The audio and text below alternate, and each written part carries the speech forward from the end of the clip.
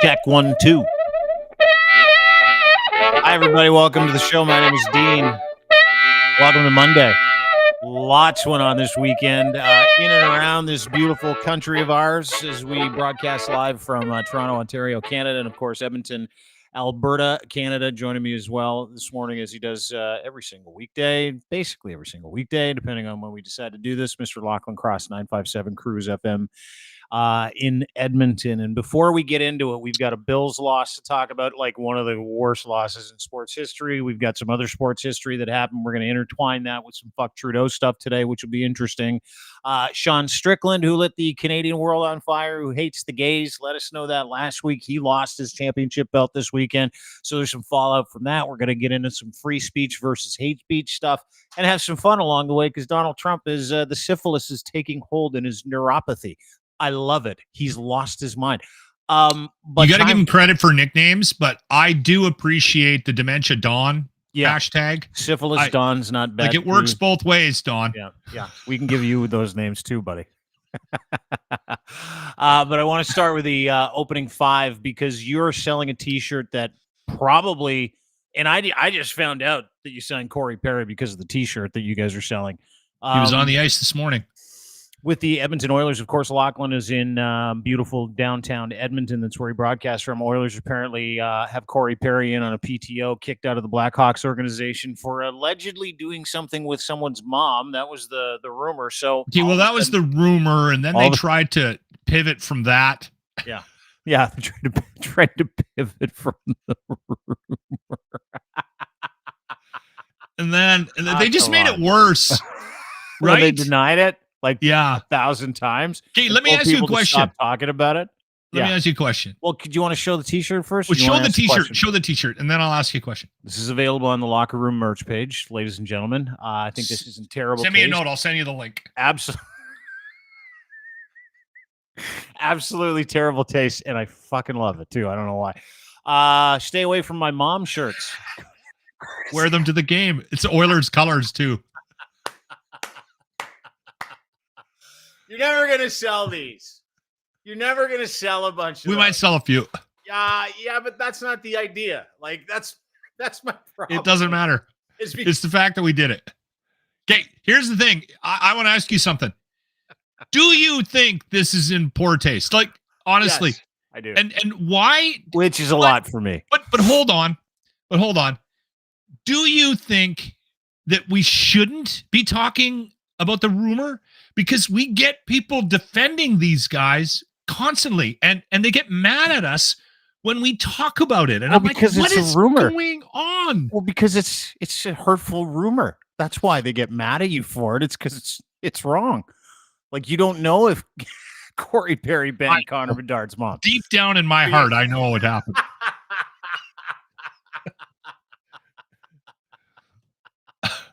All right. Buy them up. In my heart. They come in all sizes. It's because it's a hurtful rumor, and Connor Bedard is still a human being. The mom had to deactivate her entire account. I personally I don't feel sorry. I don't feel sorry for them. I mean, and the thing is, it probably did happen. Feel sorry for Connor.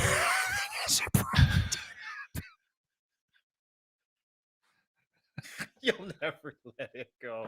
You want to keep this thing alive. Just so you can sell a T-shirt to like four angry dicks. I'm annoyed by sports donkeys, right?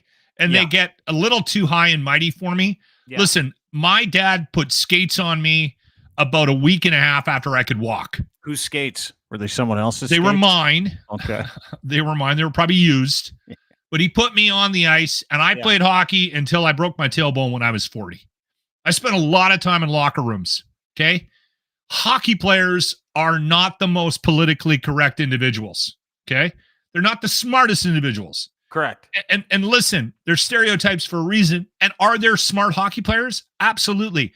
But when something like this gets out or somebody does something stupid, they don't deserve to be protected. No, but hold it. Because they're hockey players. That's not the whole point behind the Cory Perry banged Connor Bedard's mom. Rumor. That's not the whole point. You can't. You can't believe it, don't you? No, I don't. I don't believe it. I mean, they protested too much, right? Like they kept alluding to the fact that certain family things didn't happen. And I'm like, listen, if it wasn't Bedard's mom, might have been another mom, might have been a sister, might have been an aunt, maybe some hot aunt flashed into town one day. Maybe it was like Strickland's aunt or Bedard's aunt, and they came in, and Cory Perry's 38. He's looking like a snack because the aunt's only 36, right? Keep in mind, a lot of the guys that are rookies in the NHL have parents in their 30s and 40s, right? Pure smoke. No. Cory Perry is the exact same age as Connor Bedard's mom. And this whole thing went down during the mom's trip. It did. No. Yes, it did. No, you don't know that. That's my point. Either way, you're not going to sell a bunch of those stay away from my mom Oilers themed shirts. All right. But a heck of a pickup, because I was clamoring last week for Cory Perry to sign in Toronto. I'm like, fuck. Well, the Rangers were looking at him. Tampa Bay was looking at them. You know what? Yeah. We're all just sort of still collectively as a fan base here in Edmonton holding our breaths regarding this team and the potential success. We've got 13 in a row. They play again tomorrow, Tuesday. Columbus is in town. I'm jealous. Yeah. And then, and you know what? And this is just one of many sports things happening right now. It's with the football and with the UFC in Toronto this past weekend. Yeah, it was a big weekend. Big weekend. Dude, huge weekend. Okay, so I want to get to Strickland losing, of course. We were fairly outspoken last week, and the MMA bro mob came for us online yesterday and all weekend, actually. Did you see that? I was getting attacked, too. You got called a groomer for suggesting that making fun of gay people is wrong. I love that line, by the way. Groomer. He's allowed to say that. Groomer. Apparently, you and I are part of the problem, which I don't know what that means. And they run out of things, right? They're like, you're part of the problem. Nuremberg, groomer. It's the same thing. It's all the same thing. So that happened. I want to get to it because Strickland lost, and we'll get to the reaction, freedom of speech, Dana White's comments and stuff like that from this weekend's UFC 297, which was in Toronto. Hell of an event. I watched it. Didn't pay for it, which is another whole subject I want to get to. And the other thing that happened this weekend, which is I'm incredibly sad about. By the way, the MMA stuff, it's got a little FU Trudeau in there too, so that'll be fun. About 2 years ago, to protect myself, so I could enjoy watching Leaf playoff games, I decided to rest my expectations.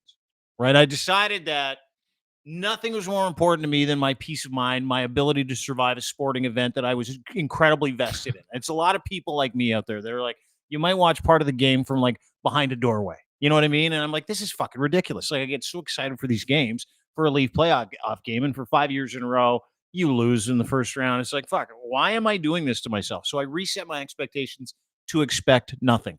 Now, I am also a Bills fan. And what happened yesterday in Orchard Park at Highmark Stadium in their playoff game against the Kansas City Chiefs and Patrick Mahomes might have been worse than wide right 33 years ago. Really? 34 years ago. Might have been. I think it's just fresher. It might have been worse than Brett Hull's crease goal 15 to 20 years ago in the Game 7 of the Stanley Cup in overtime. It might have been worse than that. It might have been worse than the Music City Miracle.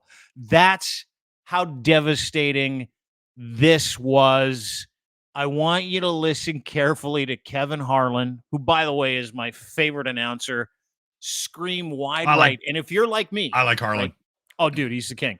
And if you're like me, and you remember a time when you're 16, 17 years old, the start of the 4 in a row, never before, if you remember that, Jim Kelly, Thurman Thomas, Bruce Smith, Steve Tasker, Andre Reed, if you're from that time, like I'm from that time, and it just is, you're still in disbelief that your team could get to the Super Bowl and you could lose 4 in a row and it'd all start with wide right.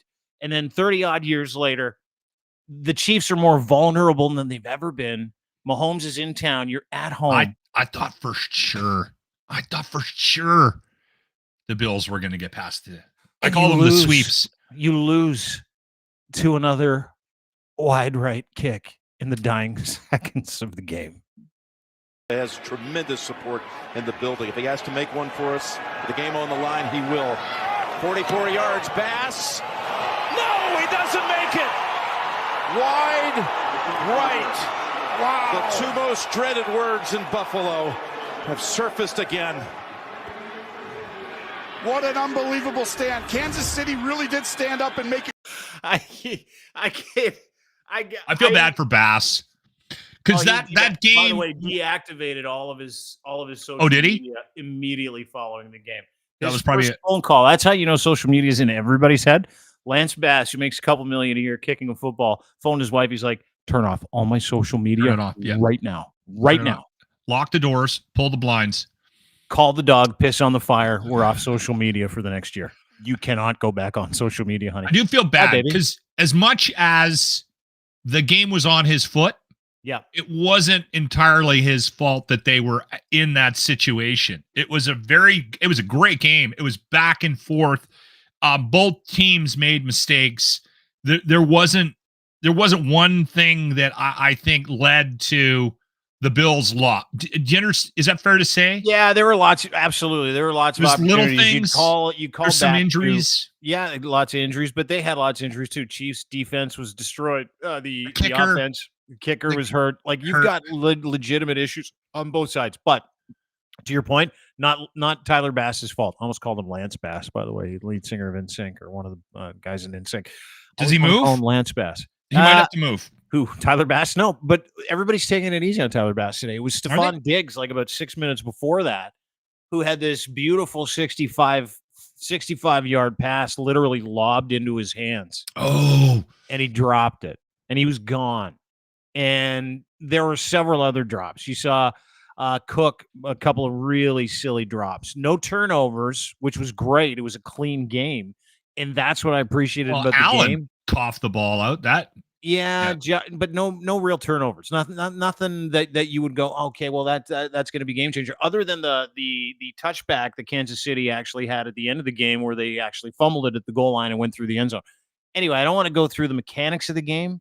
No, but to your point, yes, there were a lot of other ways that they should have won that game, could have won that game, didn't win that game.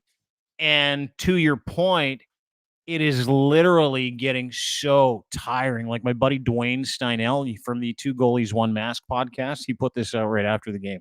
And I didn't even laugh. I felt sorry for him. Quote, I'm so fucking sick of this, man. Heartbreak year after fucking year. Doesn't matter which team, whether it's the Bills or the Sabres.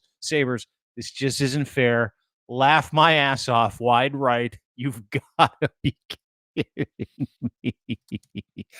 And I understand like Buffalo correctly. Like you have to fucking know how cursed that city is with like 12 feet of lake effect snow. 49 people last year died in a blizzard, and they're like, let's just keep digging people out. They lose every way and then some again. It is a terrible place to spend your winters. And these people are the nicest, most happy, loving, easygoing, helpful people in the world. And fate just continues to kick Buffalo fans, Buffalonians in the face, and they I will say this so much better yesterday. For years I never really cheered for any particular team. I never sort of threw my allegiance towards one crest, and I had a couple of people bugging me. You got to pick a team. Come on, pick a team. So when Johnny Football got into the league, I went with the Cleveland Browns because I thought it would be funny, right? Just because he was such a controversial player and everybody hated him. So I went, okay, I'm going to be a Browns fan, right? And then when a couple of years ago, when they grabbed Deshaun Watson and signed him from Houston, I was like, I'm out. That's too much. I can't do it. The guy's awful. He's an awful human being. You gave up your team because they signed a quarterback that effectively raped 30 plus women. I couldn't do it. And you know what? And I had a lot of people when I went on and said, I can't cheer for this team anymore. They're like, I'm on board too. And Deshaun Watson's a great football player. He's just a piece of crap human being. So I couldn't do it. So I went online and I remember asking people, what team should I pick? And Josh Allen was fairly new, I think, to Buffalo. Mm-hmm. So this was a couple of years ago. And so they said, you should go with the Bills. I mean, they're going to make a run here. And so I went with the Bills, and I actively cheer for the Bills now. And I love the Bills Mafia and the table jumping and all that stuff. You know what? If I was in Buffalo this past weekend, I would have been at the stadium shoveling snow with the fans. I thought it would. What a great day! Wasn't it right? awesome? Yeah, it was great. Yeah. And that's the thing, is that those people showed up for free, minus 20 Fahrenheit. Yeah. 20, to get kicked in the face yet again. Like, Well, past 55 years. I will say this. I have met some really hardcore sports fans in my day, and I don't know what it is about Buffalo fans. But and yet, listen, every market has them. Every market has delusional fans that live and die, like their entire lives revolve around the success or lack thereof of their team. Yeah. And but there's something in the water in Buffalo where those people are so connected to these franchises, these sports franchises, and it's not healthy, people. When the game was over, I was like, that's too bad. I would have liked to have seen them go on, and I got another beer, and my day kept going. Yeah. Not in Buffalo, you didn't. Fans, No, Buffalo that fans was in Buffalo. are hiding in their homes with the lights out right now. Dude, I talked to a friend of mine this morning. It's a big Bills guy, right? Just a huge Bills guy. And I'm like, how you doing this morning? He goes, I'm not working today. I go, what? He's like, I can't work today. I'm like, what are you talking about? He's like, he goes, are you kidding me? Like, I'm the one that needs to understand how distraught he is. And I'm like, no, I get it. But like, life goes on. And his exact words to me were, fuck you. Fuck you, life goes on. When you point out their dysfunction, they get angry. Well, and that was the thing. Like, I'm like, dude, it's just a game. And he goes, just a game. Just a game.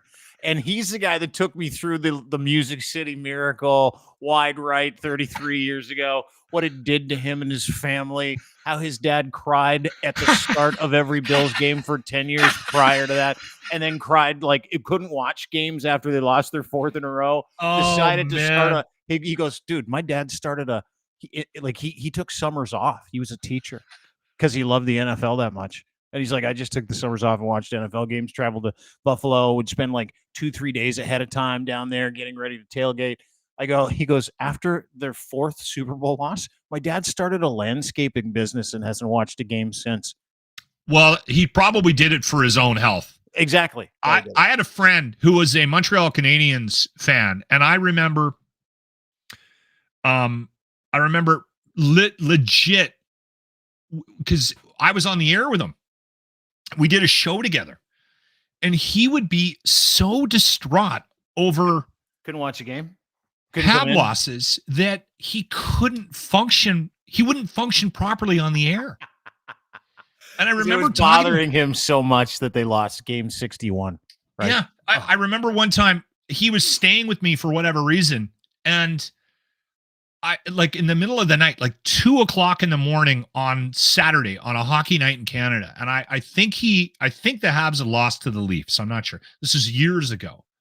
He's in my house. We were watched the game. We had beers, and I you know what? I make it worse because I was teasing him about it, and the Habs lost and the Leafs beat him, and he was just distraught. And he would literally looked like he needed blood pressure medicine. And 2:00 in the morning, I get up, and I said to my wife, I said, do you hear that? And when we had kids, we put our computer in the main room of the house when they were young, because we were warned. And so there was no computers in bedrooms. There was no laptops in bedrooms.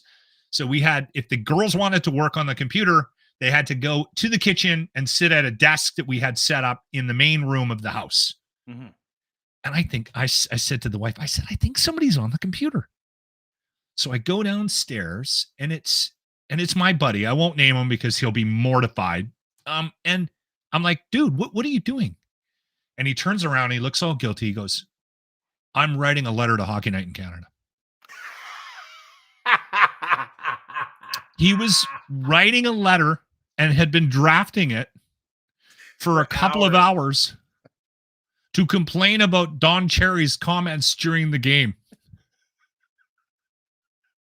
And he couldn't sleep. It's a problem, Buffalo. It's a problem. Take it easy, everybody. You don't need to be that into it. But that was impressed upon me, and it's worth a pivot, by the way, brought to you by our friends at Cantork. Thank you for making this possible. Our guys at Cantork make rugged, hardworking torque wrenches. The Dean Blundell Show, always brought to you by our friends in Edmonton, Alberta, Canada, makers of the world's greatest rugged, hardworking torque wrenches, Canada's leading industrial tool experts, giving you the very best in sales service, rentals, calibration, maintenance, and custom fabrication of industrial torque tools. All your solutions, one roof, whatever your bolting solution is and what you need, saving time, effort, and hassle. Learn to become a distributor for them as well. Canadian made, Canadian owned. Cantork.com, brand new website. Check them out today. It's a great pivot because, at the start of the weekend, and I'll be honest, I'm not a UFC guy. I don't rent the pay-per-views. Not a huge fan. I watch them. Someone maybe sends me a link. Maybe it's on at a buddy's house. You go over, which is what happened this weekend. UFC 297, Toronto, Ontario, Scotiabank Center. First time in 5 years. Yeah, you had Strickland versus Duplessis. I think that was his name. First time in 5 years to come to Canada. Duplessis. Is that his name? Duplessis, South African dude who won, by the way, beat Strickland. Great fight. Wasn't unanimous. It was a split decision, but they gave it to the South African dude, which was hilarious to me. Bit controversial. I watched it. It was interesting. Very controversial. Not a UFC guy, so bear with me as I kind of go through the names and I go through what happened this weekend. Because the UFC really had nothing to do with why I want to talk about this, right? Why I want to talk about it is Strickland. Prior to the weekend, he's one of the MMA bad boys, one of the guys that's really embraced that kind of MAGA culture, the anti-trans stuff, big Rogan guy, hates Canada. He went off prior to the weekend, and I'll play this for you so you can actually watch it. Prior to the weekend in his presser, when someone asked him about— you're playing this again. This is hard to watch. I shortened it. It's only a minute long. Bear with me, and then we'll get to the loss, and we'll get to some of the follow-up, because to your point, those people that love something so much they're like emotionally attached to a point where it like literally becomes bad for you. That's the whole point. Anyway, let's watch this together. We've got a pretty supportive gay and lesbian community in this city. I did want to ask you about something you wrote a couple of years ago. You said, if I had a gay son, I would think I'd... Oh, look, another, I'm saying in the swamp, you guys, a swamp. You become a champion, you become a star, and some would say... Let me ask you something. Are you gay? You had the chance to interact with a more diverse... Are you gay? Can I get an answer? Well, I'm asking, this is a part of, are you a gay man? Ally of the community. Okay. If you had a son and he was like, you had a son, he was gay, you'd be like, oh man, you don't want a grandkid? No problem with it. Oh man, well, dude, you're a weak fucking man, dude. It's like, this Canadian's not that Canadian. Are you still going to use your fight time to kind of speak on that? Here's the thing about Bud Light.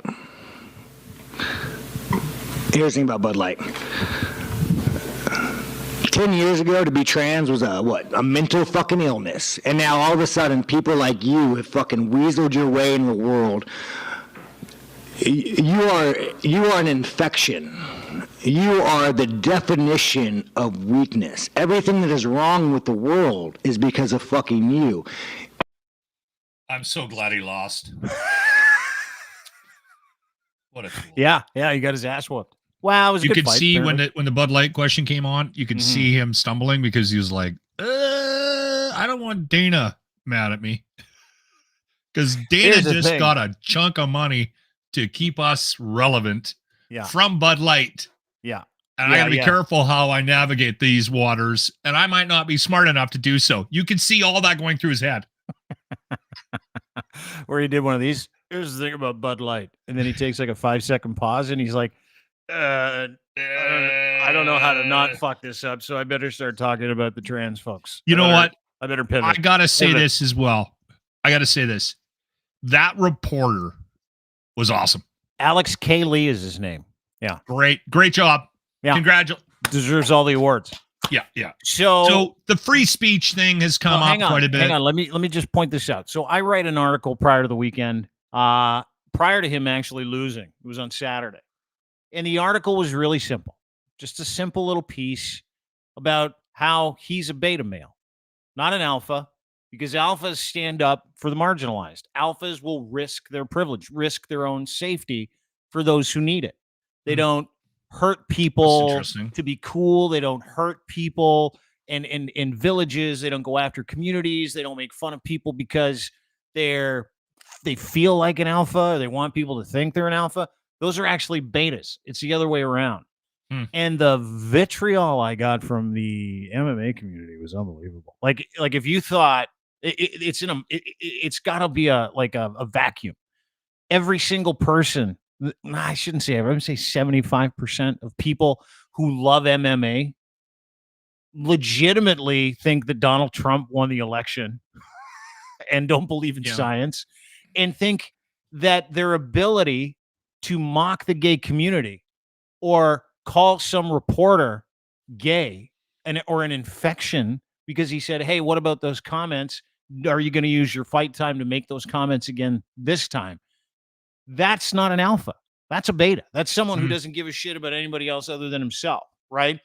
But there's a bigger picture here, to your point, and a lot of people have started to ask this question, and it's an interesting question that comes from stuff like this. Is like, does he not have the ability to say those things, even though they are hurtful? Because Dana White said something post-conference, and I thought it was actually pretty interesting.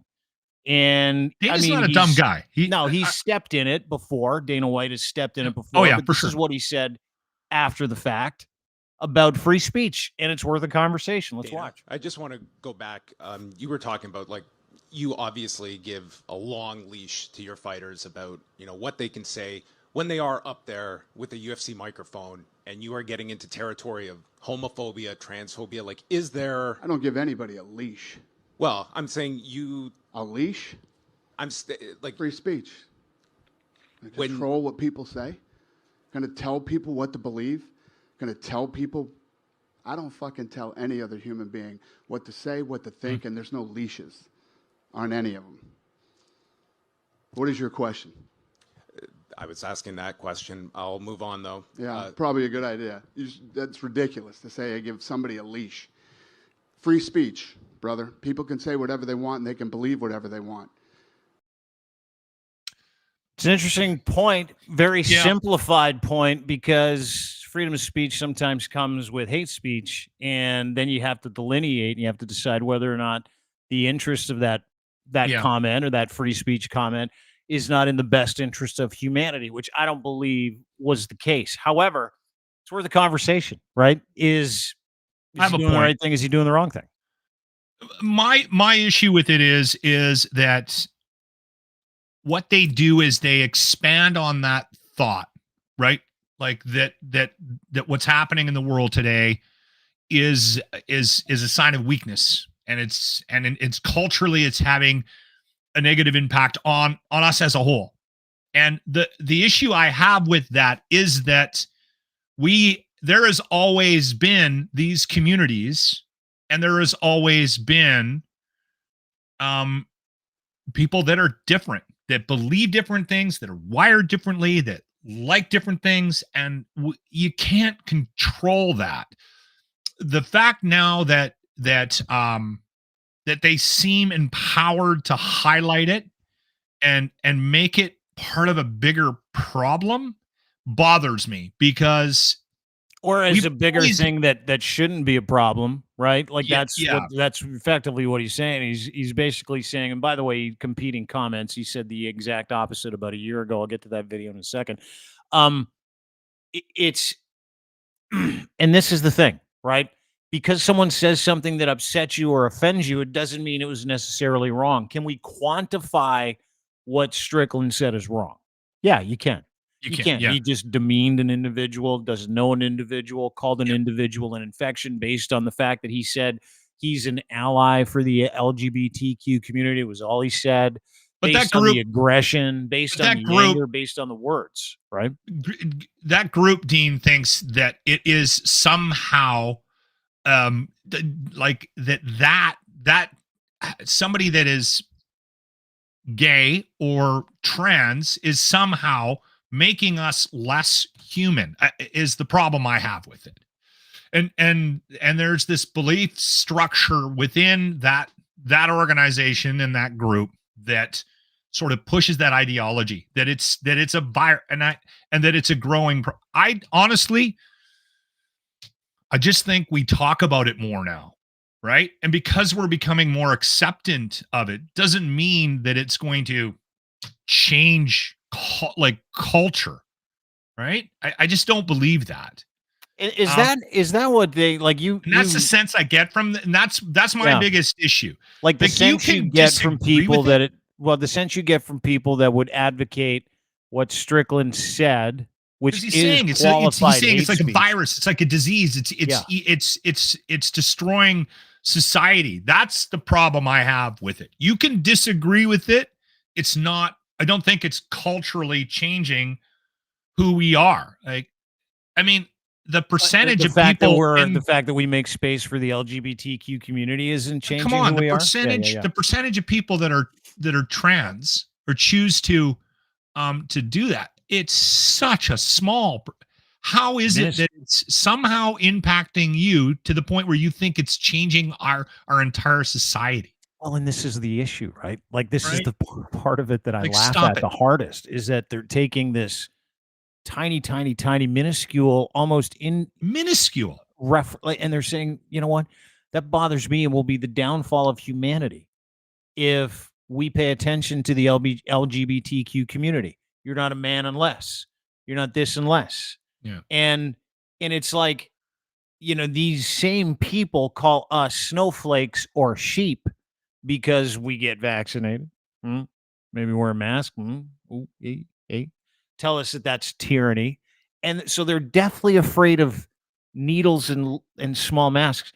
But now apparently they're deathly afraid of acknowledging the LGBTQ community. Well, I think or they're deathly afraid of being nice to the LGBTQ community. This is the part that I don't understand. The next thing to be angry at, right? Well, it's a dumb thing. And it's a dumb rallying cry. And I'll tell you what, it worked.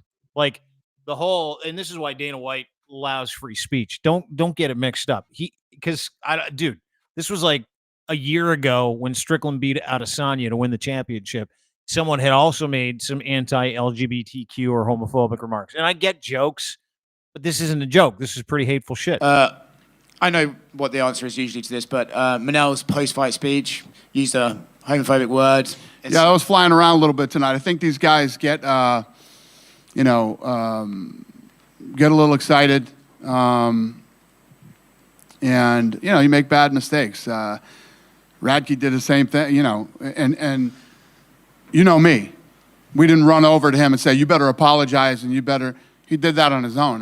When he got back stage, he was embarrassed and, got caught up in the moment. And did you guys talk to him tonight? No. So he felt like he was treated like shit and, all that stuff. And, got emotional and whatever reason. We make mistakes. So if that was a mistake a year ago and is just free speach today, you'd say he's moving the goalposts, wouldn't you? Say he's moving the goalposts. Well, they have for PR reasons. Yeah, they have. I wish they would highlight their own hypocrisy a little bit more, right? Because it does happen, and it is easy to find examples of it. I think one of the biggest hypocrisies of the whole Rogan UFC, we hate Canada, F Trudeau thing. And trust me, I don't like Trudeau either. But one of the biggest hypocrisies is his views of what he refers to as, Canada, tyranny and all this. And he lives in a state where you can't smoke a joint. Yeah. Right. Like you can go to jail for having weed. Yeah. You get arrested at like parent teacher interviews for saying the wrong things. You live in Texas, Rogan, where you smoke weed every day. Children in high schools. You're breaking the law every day. Yeah. You're a criminal. Yeah. In Canada, I can leave my house right now. I can go to a weed store. I can come home and smoke a joint, and I'm not a criminal.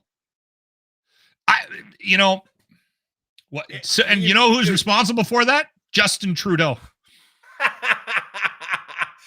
Let's get to that because that was the other part of this thing. By the way, Sean Strickland took the loss like a champ, by the way. Let me just say that. Not an MMA guy.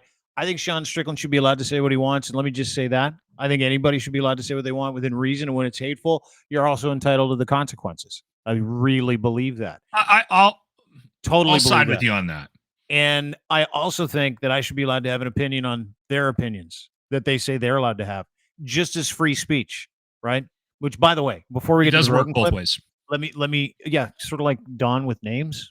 Works both ways, you guys. I don't know if you know how it works. but I streamed it for free. I won't say how. Didn't pay for it. Could have been at someone's house. Can you send me that link? Oh yeah, for sure. I'll get the guy that I know that is sending the link. And you wouldn't believe how many people like this is the Alpha Bro MMA Strickland fan base. Look what they were, literally hundreds of these. I tweeted, I didn't boycott UFC 297, but I did watch it for free. So I feel like I did my civic duty. This guy's like, hey, Dana White, tags UFC and Dana White, like they're going to come for me. He's like, hey guys, how is he able to do this? I think he's suggesting he stole it. You might want to look into this. Well, they do. That's one thing. Again, like I said, when Strickland was, when the Bud Light thing got brought up, you could see him start to squirm in his seat because, you know what? You're allowed to say whatever you want. And Dana White can say he can say that he's a proponent of free speech in any press conference he wants. But I'll tell you what doesn't happen. Don't touch the money. Don't mess with the money. Touch the money. It was kind of smart of Bud Light, right? To do the deal with UFC. Yeah, it was brilliant. Dude. I think they backed a truckload of cash up to Dana White and dumped it in the lawn of the people that I tell you what, that's are the most critical of those communities. That's one thing about the super key, that's the super keyed freedom guys that I really love. Like Dana White's played this thing perfectly. All during the pandemic, he played it perfectly. The COVID, that's when I started to really get into UFC, Fight Island. Me too. Yeah, I was like, I like how this guy says fuck you and just keeps getting money. Like he finds those opportunities, and he found one in there too. Hey, listen, I get it. I understand how this whole thing works. That's why I watched UFC 297. No word of a lie, was to watch Strickland lose because of the rant that he went on. So it kind of fucking worked. To Rogan, during the fight, he streams something called Fight Companion. I wasn't aware of this. It's like this. Yeah. Well, him and his buddies will watch. If he's not calling it, which he calls. He'll sit around and he'll sit in his podcast and just kind of talk about it. He's done that for like a long time. I didn't know that. Okay. So he does this thing called Fight Companion, right? He's a UFC guy. He's an expert. You give him credit where credit's due. Yeah, he definitely is. I actually like it when he calls the fights. Yeah, he's really good at it. Yeah, for sure. Listen, again, I'm not anti-Rogan. I'm anti-Rogan doing this shit because he's 100% wrong and totally irresponsible. He's not a doctor and he knows nothing about this country. So during the actual fight night, chants of fuck Trudeau broke out, which will happen when you've got like a whole bunch of people that love Joe Rogan in the same place. Like this is just kind of a natural thing, right? You've got a whole bunch of people that think this has eaten its way into other factions of our society, though. I think it has. But generally speaking, Joe Rogan's been incredibly hard on Trudeau. Whether you like Trudeau or not, he has this opinion of him that he's a tyrant, which is untrue. I don't like Trudeau either. He's definitely not a dictator, definitely not a tyrant. And Canada has its shit together, but I want you to pay special attention because he hears the fuck Trudeau chants. Then he comments on it. And then he tells everybody he supports Pierre Poilievre, but he doesn't even really know the guy's name. So I don't know if he really supports. Just call him PJ. That's what we do. Fuck Trudeau. I was at the UFC yelling fuck Trudeau. Love it. Yeah. That guy's a piece of shit. Canada, get your shit together. Come back. Come back to what you used to be. That Pierre Poilievre guy, however you say his name. That guy makes sense. He's also. That makes sense. You know what's interesting? We talked about this. Hang on. Let me play it for you one more time. If you're Pierre Poilievre, right, and you think you're getting a PR assist from Joe Rogan and like 20 million subscribers to his podcast and, social media all over the place, do you kind of want him to get your name right? Like, do you kind of want him to go, that's your guy? Fuck Trudeau. I was at the UFC yelling fuck Trudeau. Love it. What's with that jacket? Love it. Yeah. That guy's a piece of shit. Canada, get your shit together. Come back. Come back to what you used to be. That Pierre Poilievre guy, however you say his name. You know what? Can I make a comment? So yeah, for sure. I think we need a change, and a lot of people don't agree with me. I don't really feel like getting into politics, but go ahead. No, but I do want to say this. I think you'll appreciate it. I think we need a change. Unfortunately, the potential change coming down the pipe is PP. And can I just say this out loud and just let this digest? Regardless of what your political stance is. Whether you're liberal, conservative, whether you're not really represented by any party, which I think is a larger section of Canada than they're willing to admit. Think of this. This is something that sort of hit. This is something that struck me recently. When Justin Trudeau travels, I get those cold sweats. I'm like, he's on his way to wherever, and I'm like, oh, don't dress up. Try not to embarrass. Please don't say anything. Oh, like if he goes to a different country, gets dressed up like he's a native from that country and does a bunch of dancing. Yeah. You remember when Pamela Anderson used to be on, and it was well known. We all knew she was Canadian, and she used to go on these talk shows, and you'd go, please don't say anything that you're Canadian. Don't, please, you're beautiful, but stop. I feel that way about Justin Trudeau. Justin Trudeau is an embarrassing leader, and I think that's just well known. He's embarrassing. Has been. PP, he's a dweeb. I'm sorry. I'm worried if he does get in, we're not putting our best foot forward. Right? Like that's where I'm at right now with where we're at politically. Like the guy's, he's a douche. Look at him. Yeah, he's a total dork. I'm sorry. He's like one of those this angry. is coming from somebody who's not cool. Like I am not cool. It never was. He's one of those dudes. The best way I can describe it, he's one of those dudes that thought he had friends in school but didn't have any. Like this, he would come up to a certain group and he'd go, "Hey guys, how's it going? Anybody want to go to the park after?" And everybody's like, "Yeah, sure, we'll meet you there." And then he goes, "Okay, 4:00," and he shows up and no one's there. Like that was his entire fucking childhood. Everybody was in the bushes watching him try and meet people. And they're like, well, look at this fucking idiot trying to meet people. And he'd go home and he'd cry in his fucking Wheaties, and his stepmom or stepdad at the time, whoever chose to put up with that at the time as a child, was like, don't worry, PP. It's okay. Maybe tomorrow you'll have friends. And so he's been on this, like, I don't have any friends resentment tour his whole life. And the only way he is this guy is if he's the antithesis, if he represents the hateful, angry views of an entire group of people. Dude, he's Maple MAGA. He's Donald Trump. He's Captain Bone Spurs.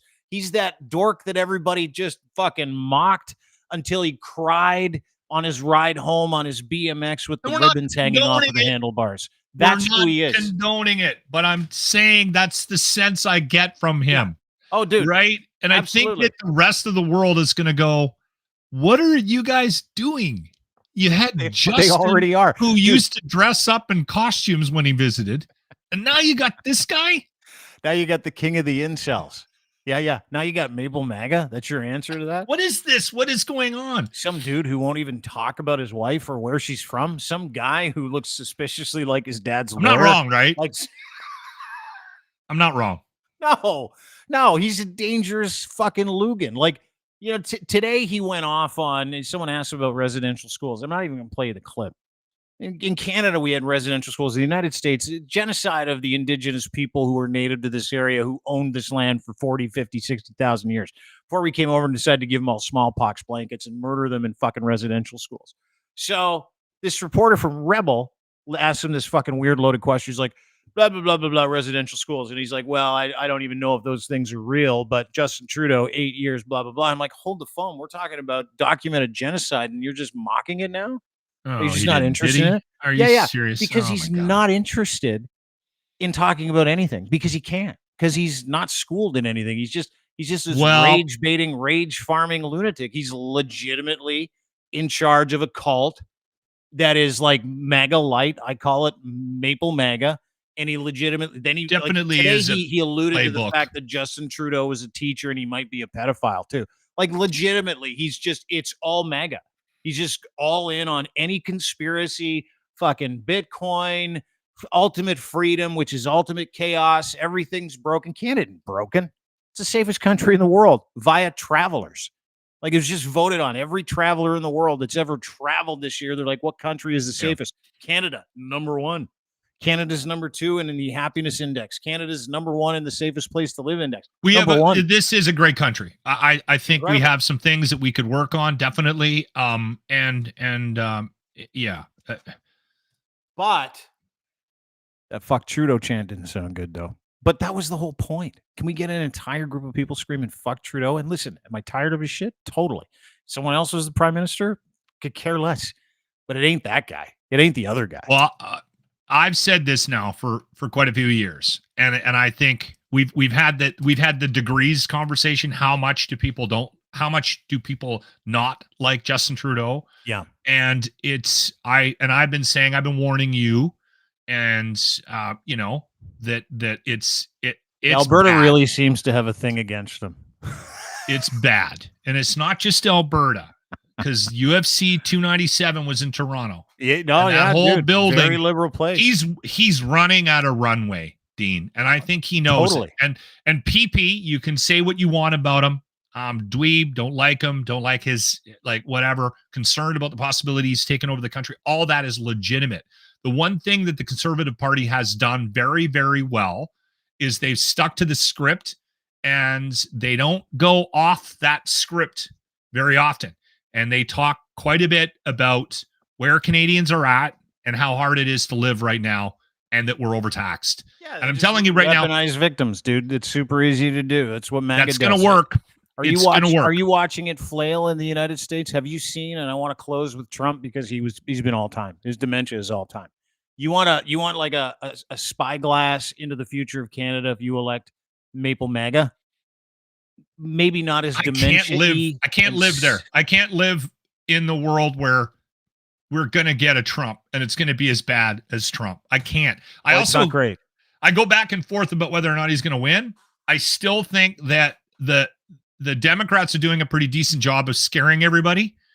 Like, the machine behind Trump is pretty strong right now.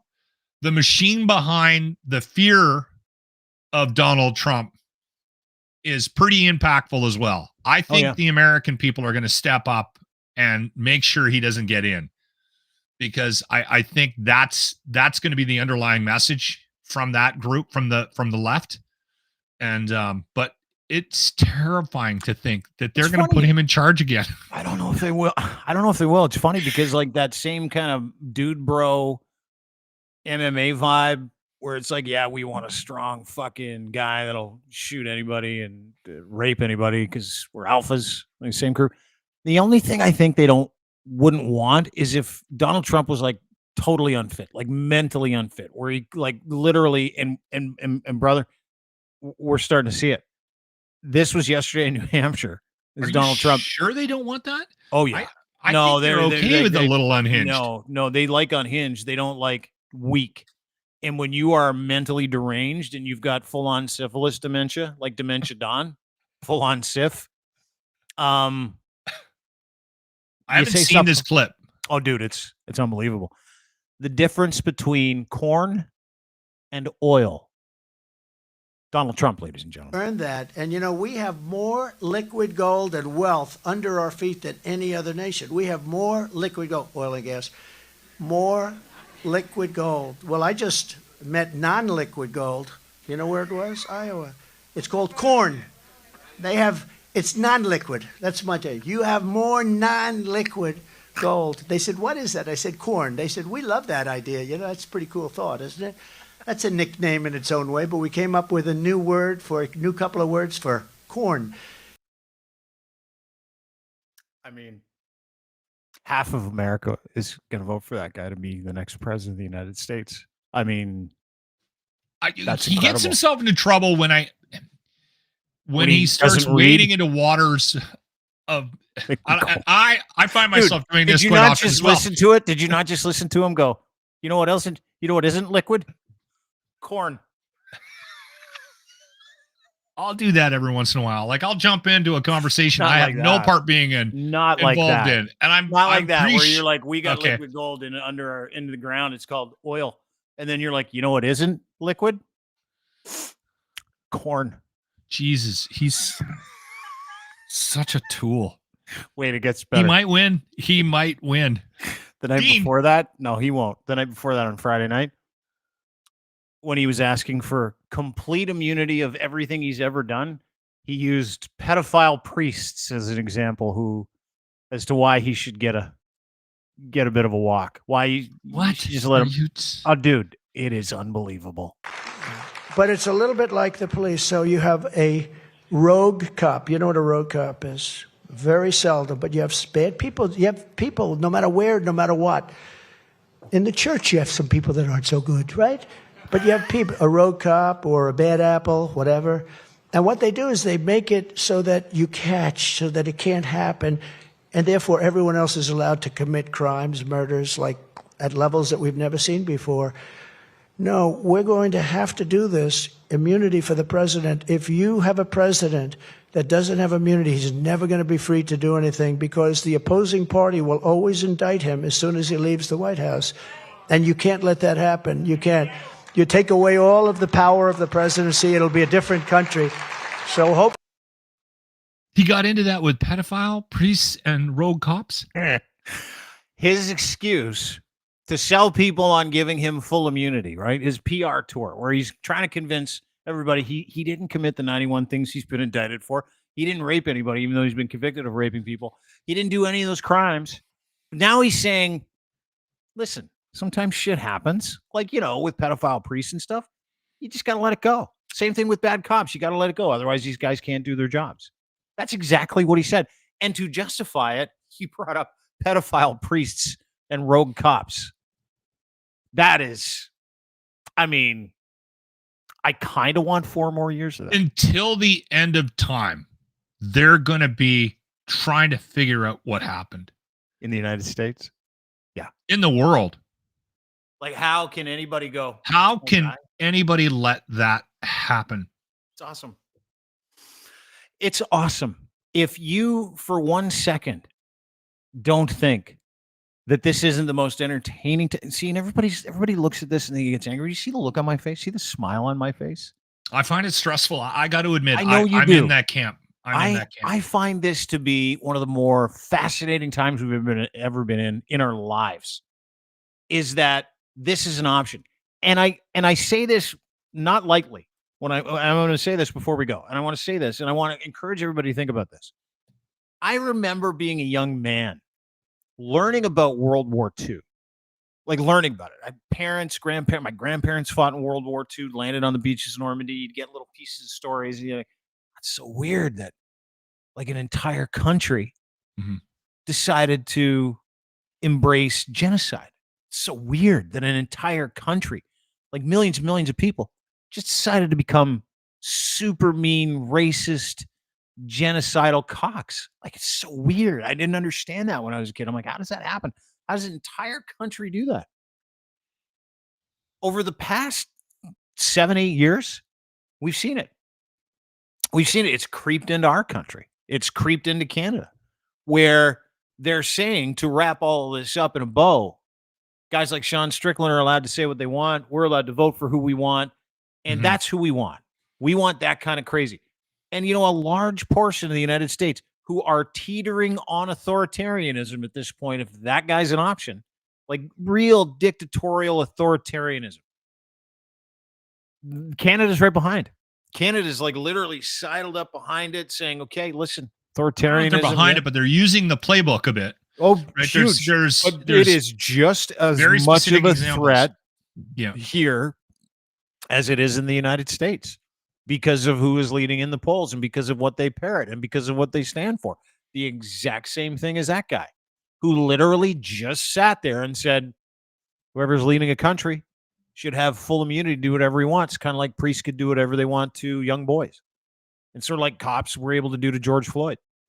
Like, ponder that today when you're thinking about what ideology you're going to support going forward when you're picking leadership. Sorry, buddy. What were you saying? No, it's okay. My stress comes from a lack of understanding and a lack of ability of being able to just like, it just doesn't make any sense to me how somebody like him can take that much control over a country. Like, it's almost like a brainwashing thing. And so it doesn't line up for me. So you can, if anybody's been watching this consistently, you've probably seen me struggle with coming up. I'm always trying to come up with theories. Trump is loved because of this, or do you know what I mean? Yeah. And so it's that lack of understanding of what's going on down there, and can I here ask you a question? too. Can I ask you a question? That kind ever- of gets under my skin. When you see that kind of hateful shit, that kind of craziness, right? As like that's our guy.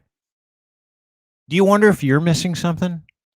I wonder that sometimes. No. Like sometimes I'm like, yeah, these guys are pretty convincing that hatred, anger, marginalizing the LGBT community, lying, conspiracy If I see theories, him anti-science. say something, I'm like, am I missing something, or like, is this just insanity to me? And do we just have insane people that love insanity? Is that like, am I missing something? Like, because if I am, I'm happy to say, yeah, I totally missed the boat on Pierre Poilievre and his rage farming and Maple MAGA. Should have been in the crew. Should have been on the ship.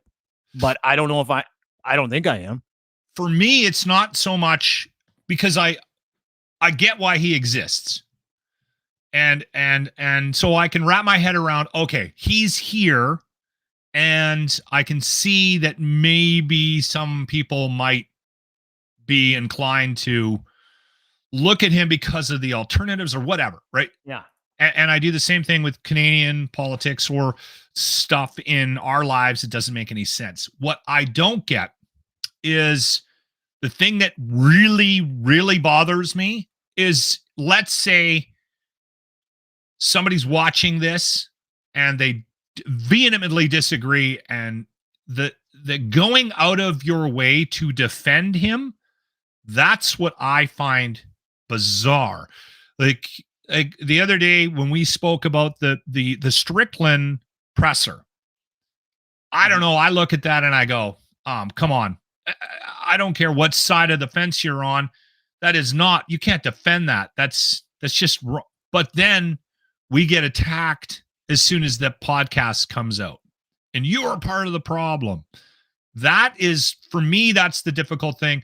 And so doing a daily show in Edmonton, Alberta, Canada, the locker room, and if I say something negative about Trump and it sets off somebody, it's not so much what Trump does that bothers me. It's this guy in Alberta, Canada, driving around on the white mud in the snow that is so mad at me, he wants to drive down to the radio station and drag me out of the building and beat me up. Snowflakes. Like, that is what I can't get. Like, how? They're all pussies. Like, I mean, that's the thing. It's the same thing with this whole guy that Paulie Singh, who wants to have me charged for watching UFC 297 and not paying for it. I mean, it's like, can they?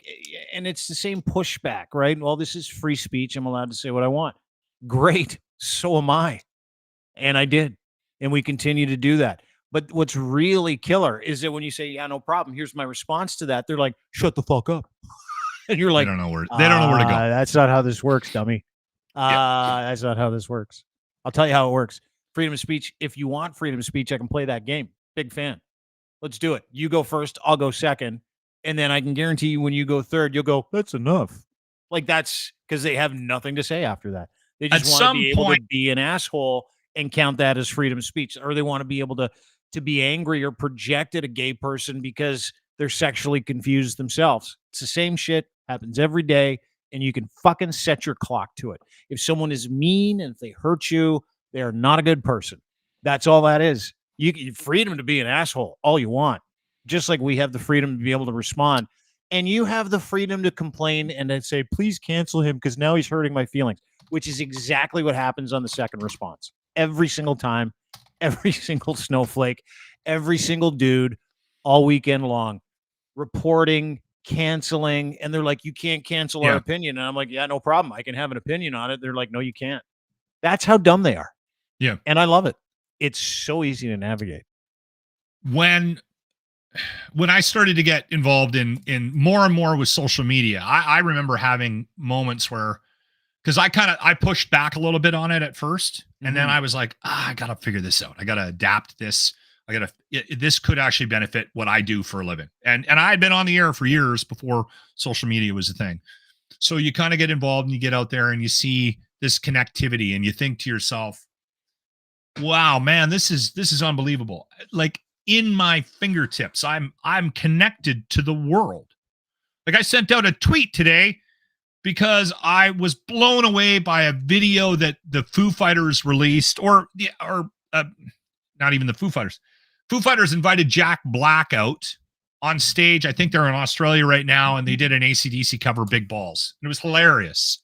So I tweeted about it, and I said, how can you not love Jack Black? And I tagged Jack Black. Now, I don't expect Jack Black to respond or the Foo Fighters, but I'm like, how can you not love Jack Black? I also tagged AC/DC.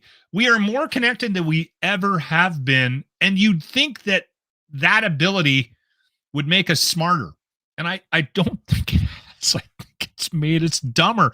And Steve Jobs, he also thought that these things were going to bring the world together, and what has it done? It's kind of isolated us. Yeah, it's isolated. And that was his biggest thing. It's isolated the dumb people. Like, smart people use this stuff to connect. They can respond well. They can navigate their way through this. Like, I've got no problem doing it. You seem to have no problem doing it, but there are people out there that think it's real life. I happen to think overall, it's close together. Yeah. Overall, it's not used for good. When 80% of the internet is porn, it's probably a good indicator that the internet's fucked. Right? Lachlan Cross, 957 Cruise FM in Edmonton. At Lachlan Cross on Twitter is where you can find him as well. Don't forget, you can get the quote, leave my mom, stay away from my mom shirt at the locker room merch store. I don't know where you get it. Just type in. We're packing up hundreds of them now. Yeah. The link's in my Twitter bio. All right. I'm out of here. I can't believe you did that, dude. That was fun. Thank you, Dean. Is that insensitive? That was the first question of the day. Is that inappropriate? Yeah, totally. Anyway, have fun selling them. Talk to you soon. See, that's the thing. Freedom of speech. He's allowed to do that. I fully support his ability to do it. Don't agree with it. But there's a point where everybody knows what hateful is, right? I'm a fan of it.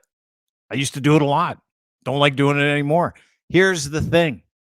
The guys like Strickland and pony boys and girls online don't understand when they take this wild swing and decide to hurt a community. Trust me, I've done it before. There's nothing there. There's nothing there. Not for you. In fact, there's less there for you when you decide you're going to espouse hateful views and you're going to share those with people, and then you're going to stand there and go, I'm going to fight you for my right to be an asshole. It's an old saying, and I want to close with this today. What's bad for the hive is bad for the bee. I've said it before. Meaning, you think you're delivering a hurt on a community of people. You're not. You're hurting yourself. Because it's the dirge, right? Just keeps picking away at your soul, until you're like, man, am I this person? Yeah, you are. That's how everybody looks at you. You give it away. You give away your reputation. Because what's bad for the hive, you think you're hitting the hive, you think you're kicking the hive, you think you're doing something for your hive. It's just bad for you. Bad for the bee. You're the bee. Be better bees. And use your powers. That's what I do. Because I'm wired like that. I've got no problem taking people down. It's in me. Negativity is like the first thing I go to all the time. It's the way I'm wired. And I've had to rewire that. And I've had to use critical thought. I had to think through things that I used to think were true. And I had to fucking challenge myself. I had to encourage everybody to challenge yourself today. That's the purpose of these conversations. That's the purpose of these shows. And I will say this about Joe Rogan. Hell of a work, right? Over the past several years, feeding that kind of bullshit into this country. To that incredibly receptive group of people that have a hard time doing anything other than wrestling with each other. Fuck Trudeau. I don't like the guy either. But you can't deny the power of Joe Rogan. Even though he's very poorly educated. And even though he is just repeating shit people tell him. Be better than that, people. Or not. Anyway, have a great day. Thanks so much for being here. As always, brought to you by our friends at Men's Clothing Store, clothing for men and boys. Ed's Fine Imports. His Gitch, you can wear them. So can we. He's got a ton of them. Black, orange, purple, red. He's got all the colors of the rainbow, and you can wear these things today. Gitch, engineered for any level of performance. Boxer briefs with a pouch in the front. Buy 3, get 1 free. Promo code GITCH3. That is the promo code you're going to use at checkout to get a free pair of underwear, courtesy of me. Also, give him your email address, and he'll give you 15% off your entire purchase. They've got footwear, accessories, boys' clothes, different brands, wedding packages, gift cards, and a full line of clothing. Massive online store, but these Gitch are the best underwear on the planet. All levels of performance. That's what they're made for. You can run, walk, or sprint through your day. Barely there fabric, completely soft, moisture wicking. Go to edsfineimports.com, get your pair today, and use Gitch3 at the checkout, and you're going to get yourself a free pair of underwear. You're welcome. Also brought to you by our friends at Muse Massage Spa. Muse Massage Spa, located at 1290 Finch Avenue West, Unit 13, Toronto, Ontario. You can give them a call at 739-6648. That's 416-739-6648. Go to Muse Massage Spa for more details, musemassagespa.com for more details. Plus, they've got a great new podcast. They're sexologists, they're sex workers, and they're advocates in the industry, and they are unabashed, tell the truth, and let you in on an industry that is impossible to talk about, but they navigate it beautifully, and it's an educational experience, and you get to learn something about therapeutic sexuality. That's what I love about these guys. That's what I love about their podcast, musemassagespa.com. Download it, subscribe for more details, and go to musemassagespa.com for more details, or Muse on the Mic, name of their podcast. They've also got a Patreon channel as well.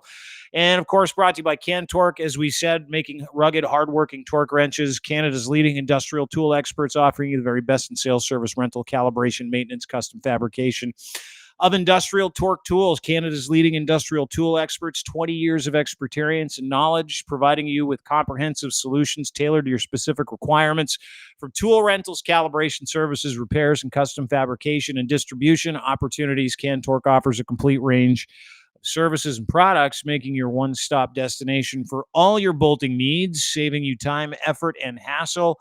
Heavy machinery, nuclear industry, railroad industry. If you need a bolting solution and you cannot find one, these people out of Edmonton, Alberta, Canada will make it for you from top to bottom, from start to finish, from concept to delivery.